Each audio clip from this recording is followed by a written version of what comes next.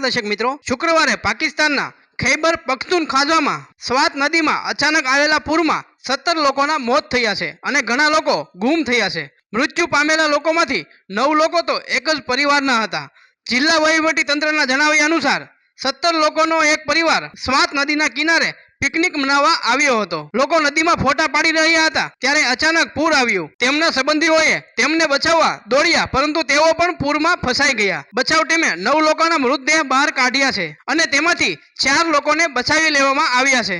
પાકિસ્તાન જિલ્લા વહીવટી તંત્રના જણાવ્યા અનુસાર નદી કિનારે 5 સ્થળોએ કાર્યકર્તાઓ બચાવ કામગીરી ચલાવી રહ્યા છે અને 80 થી વધુ બચાવ કાર્યકર્તાઓ તેમાં રોકાયેલા છે। શુક્રવારે જ પ્રાંતીય કટોકટી સેવાના પ્રવક્તા શાહ ફહાદે જણાવ્યું હતું કે લગભગ 100 બચાવ કાર્યકર્તાઓએ 58 લોકોને બચાવ્યા છે અને ગુમ થયેલા પ્રવાસીઓની શોધ ચાલુ છે। પાકિસ્તાનના વડાપ્રધાન શાહબાઝ શરીફે પ્રવાસીઓના મૃત્યુ પર દુઃખ વ્યક્ત કર્યું હતું અને અધિકારીઓને નદીઓ અને નાળાઓ નજીક સુરક્ષા વધારવાનો નિર્દેશ આપ્યો હતો। વધુમાં બચાવ અધિકારીઓના જણાવ્યા અનુસાર છેલ્લા 24 કલાકમાં પૂર્વી પંજાબ અને દક્ષિણ સિંધ પ્રાંતમાં વરસાદ સંબંધિત ઘટનાઓમાં ઓછામાં ઓછા 10 લોકોના મોત થયા છે।